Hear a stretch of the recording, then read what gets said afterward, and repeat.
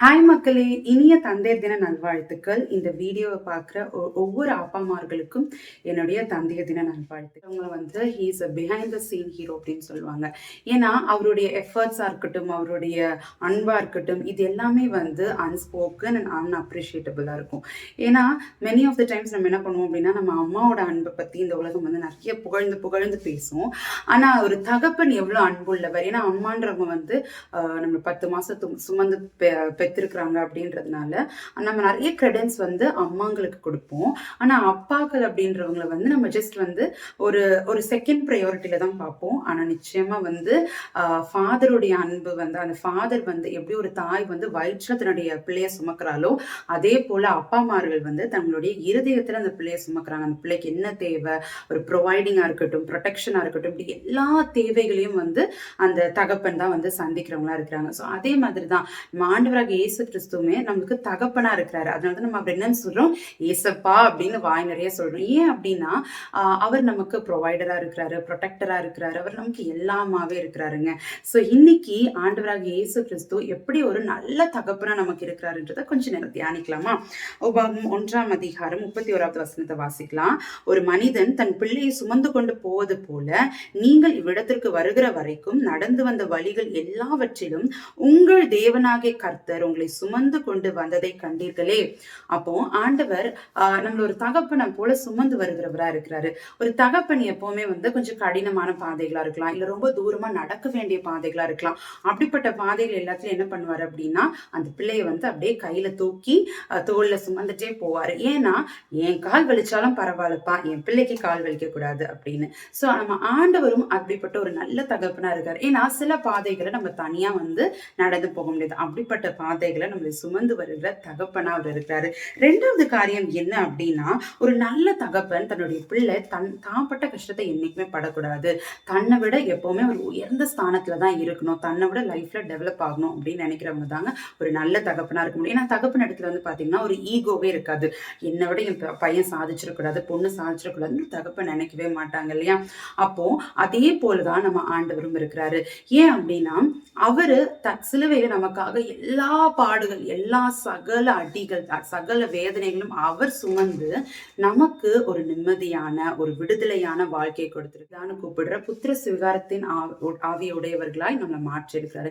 So அவர் எல்லா கஷ்டத்தையும் சுமந்துட்டு நமக்கு ஒரு ரொம்ப ஒரு சுலபமான ஒரு நன்மையான ஒரு வாழ்க்கையை நமக்கு அமைச்சு கொடுத்துக்க நல்ல தகப்பனா இருக்கிறாரு. அது மாத்திரம் இல்ல, ஆண்டவர் சொல்றாரு சீஷர்கள் இடத்துல என்ன சொல்றாரு அப்படின்னா, நீங்கள் என்னை காட்டிலும் பெரிய காரியங்களை செய்வீங்க, என் நாமத்தினால நீங்க என்ன காட்டிலும் பெரிய காரியங்களை செய்வீங்க. அப்போ ஆண்டு இந்த உலகத்துல இருக்கும்போது அவர் செய்த அற்புதங்களை காட்டிலும் சீஷர்கிட்ட சொல்ற காரியம்னா, இதெல்லாம் கம்மிப்பா, நீ என்னை விட அதிகமா செய்வேன்னு. யாருங்க இப்படி சொல்ல முடியும்? நம்ம கூட வந்து நம்மளை விட இன்னொருத்தவங்க வளர்ந்துடக்கூடாதுன்னு நினைக்கிற ஒரு சொசைட்டில தான் நம்ம இருக்கிறோம். அப்படி இருக்கும்போது நம்ம அப்பா, நம்ம ஏசப்பா, அவர் சர்வ சேனைகளுக்கும் கடவுளா இருக்கிறாரு, சர்வ சேனைக்கும் சிருஷ்டிகரா இருக்கிறாரு, எல்லாத்தையும் படைச்சவர் அவர் தான். ஆனா அவரு சொல்றாரு, நீங்க என்னை விட அதிகமான அற்புதங்களை செய்வீங்க, அதிசயங்களை செய்வீங்க, என்னை காட்டிலும் பெரிய காரியங்களை இந்த உலகத்துல செய்வீங்கன்னு சொல்றாரு. அப்ப அவர் நிச்சயமா நல்ல தகப்பன் தானே. 3வது காரியம் என்ன அப்படின்னா, பிள்ளையுடைய குணத்தை வச்சு தகப்பனுடைய குணம் மாற போறது இல்லை. கரெக்டா? எல்லா அப்பாங்களுக்குமே தெரியும் பிள்ளைங்க கிட்ட சில சில ஃபிளாஸ் எல்லாம் இருக்கு, இம்பர்ஃபெக்ஷன்ஸ் எல்லாம் இருக்கு, நல்லாவே தெரியும். இருந்தாலும் பிள்ளைகளை பார்க்கும்போது பெற்றோர்கள் என்ன சொல்றாங்க, அப்பா என்ன சொல்றாரு, நல்லா இருக்கு, அழகா இருக்கு. இப்ப எங்க அப்பா எல்லாம் எடுத்துக்கிட்டீங்கன்னா, நாங்க என்ன ட்ரெஸ் போட்டிருந்தாலுமே அழகா இருக்கு அப்படின்னு சொல்லுவாங்க. நாங்க என்ன ட்ரெஸ் போட்டிருந்தாலும் அதை ரசிப்பாங்க. ஸோ அப்படிதான் வந்து ஒரு தகப்பன் இருப்பாங்க. கரெக்டா?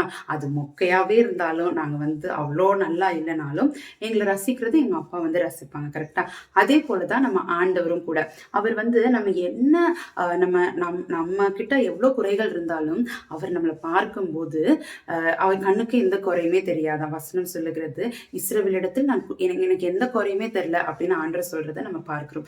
அப்போ ஆண்டவர் கண்களுக்கு நம்ம எப்பவுமே வந்து ஒரு பெர்ஃபெக்டான ஹியூமனா, ஒரு பெர்ஃபெக்டான ஒரு சைல்டா தான் நம்ம அவருடைய கண்களுக்கு தெரியும். ஸோ ஒரு தகப்பனும் கூட அப்படிதான் பிள்ளைய பார்க்கும்போது எந்த ஒரு இம்பர்ஃபெக்ஷன்ஸும் தெரியாம, என் பிள்ளை எல்லாத்துலயும் எல்லாத்துலயும் பெஸ்ட், என் பிள்ளை எல்லாத்துலயும் பர்ஃபெக்ட் அப்படின்ற மாதிரி அந்த கண்ணோட்டத்துல தான் வேணா ஒரு தகப்பன் அப்படின்னு சொசைட்டி மட்டும் இல்லை, ஆல் ஓவர் த வேர்ல்டு என்ன அப்படின்னு பார்த்தீங்கன்னா ப்ரொவைடர்.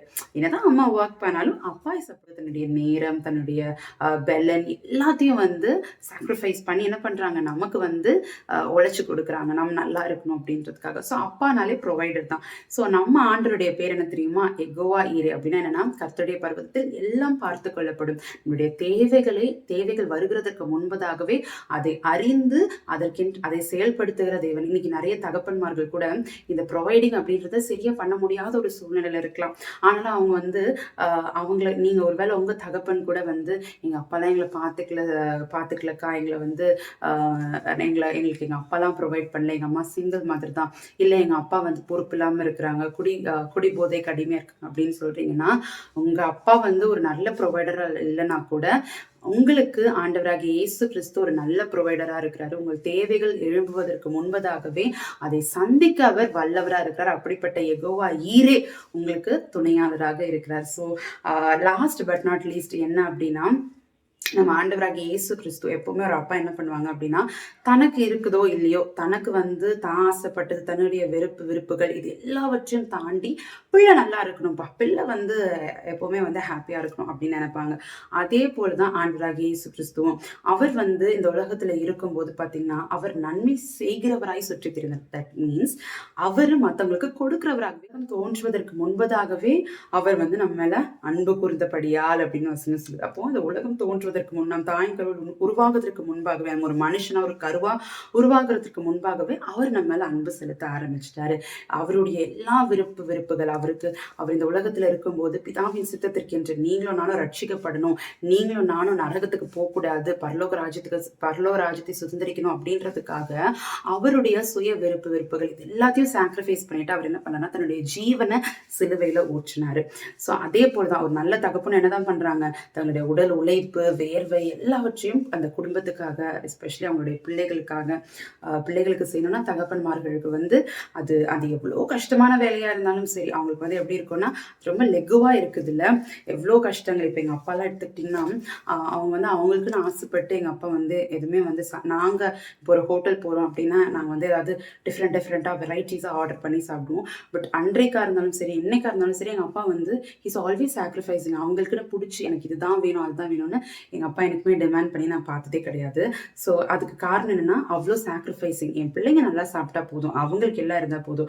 நமக்கு அப்பா அம்மா வந்து என்ன பண்ணுவாங்க, எஸ்பெஷலி இப்போ இருக்கிற யங் டாடிஸ் பத்தி எனக்கு தெரியாது, பட் ஆப்வியஸ்லி எல்லாம் 90s கிட்ஸும் ரிலேட் பண்ணிக்க முடியும். என்ன அப்படின்னா, இப்போ வந்து we all have this ideology இல்லையா, நம்ம கேர் பண்ணிக்கணும், நம்மளை முதல்ல நம்ம நல்லா பார்த்துக்கணும், நம்ம பிள்ளைங்களையும் நம்ம வந்து கேர் பண்ணிக்கணும் அப்படின்ற அந்த ஒரு மெச்சூரிட்டிலாம் வந்திருக்கு. பட் 90s கிட்ஸ்க்குலாம் தெரியும், நம்ம அப்பாலாம் வந்து எப்படின்னா, அவங்களுக்குன்னு ட்ரெஸ் எடுத்துக்கணும் அவ்வளோ யோசிப்பாங்க.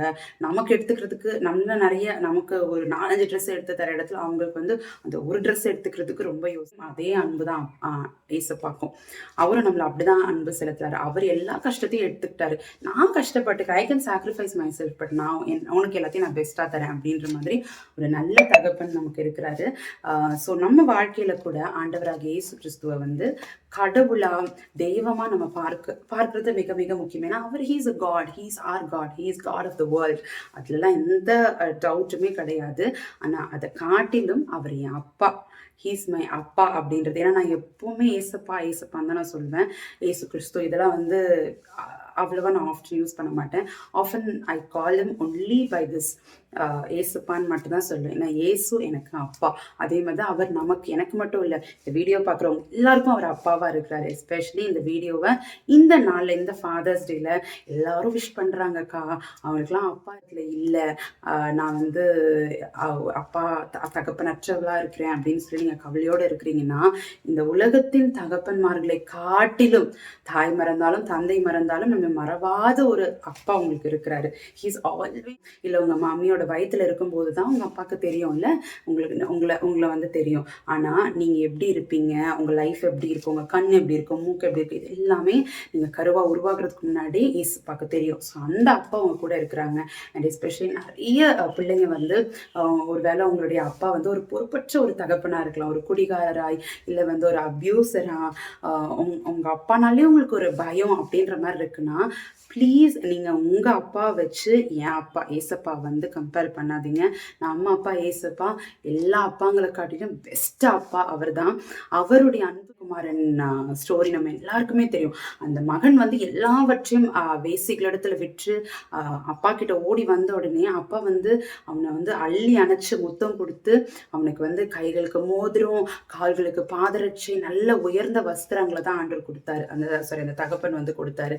அவர் வந்து எந்த இடத்துலையுமே வந்து நீ எனக்கு தப்பு பண்ணல அப்படின்னு சொல்லி அதெல்லாம் நிறைவு கூறாம அவர் அன்பு தான் ஃபர்ஸ்ட் என்ன பண்றாரு, வெளிப்படுத்துறாரு. அதே போல இன்றைக்கு நீங்க ஒரு வேலை அப்படிப்பட்ட ஒரு தனிமையில இருக்கிறீங்க, ஒரு தகப்பனற்ற சூழ்நிலை, எனக்கு ப்ரொவைட் பண்ண ஆள் இல்லை, என்னை ப்ரொடெக்ட் பண்ண ஆள் இல்லை, இல்லை வந்து எனக்குன்னா வந்து கேட்கறதுக்கு எனக்கு ஒரு அப்பா இல்லோடு இந்த ஃபாதர்ஸ் டேல இருக்கீங்க அப்படின்னா இந்த வீடியோ உங்களுக்கு தான். ஆண்டவராகிய இயேசு கிறிஸ்து அப்பா, உலகத்துக்கே அப்பா அவர் தாங்க, இந்த பெஸ்ட் அப்பா கூட இருக்கிற அவர் உங்களை ப்ரொடெக்ட் பண்ண போறாரு, ப்ரொவைட் பண்ண போறாரு.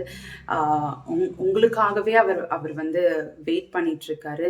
He's waiting to be a part of your family. So அவர் உங்கள் ஃபேமிலியில் இன்க்ளூட் பண்ணிக்கோங்க. ஸோ திக்கற்றவர்களின் சகாயர் அவர். ஸோ உங்களுக்கான சகாயர் அவர் தான். So again, once again, I wish every fathers a very, very happy Father's Day. And to be fathers, come happy Father's Day. I will be a best dad. எனக்கு ஒரு குழந்தை ஆண்டர் கொடுத்தாருன்னா சூப்பராக வளர்ப்பேன் சிஸ்டர், அவ்வளோ ஆசையாக இருக்கேன் அப்படின்னு சொல்லி வெயிட் பண்ணிட்டு இருக்கிற ஒவ்வொரு ஆண்களுக்கும், ஒவ்வொரு சகோதரமார்களுக்கும், ஒவ்வொரு தம்பிமார்களுக்கும், அண்ணன்மார்களுக்கும் என்னுடைய பெஸ்ட் விஷஸ். நெக்ஸ்ட் ஃபாதர்ஸ் டே நீங்கள் கையில் ஒரு குட்டியோட தான் நீங்கள் வந்து செலிப்ரேட் பண்ணணும். அப்படிப்பட்ட ஒரு அழகான ஃபாதர்ஸ் டேவாக அடுத்த ஃபாதர்ஸ் டே உங்களுக்கு அமைய போகிறது. So expect your blessings. So again இன்னொரு சூப்பரான வீடியோவில் உங்களை சந்திக்கிறேன். Until then by.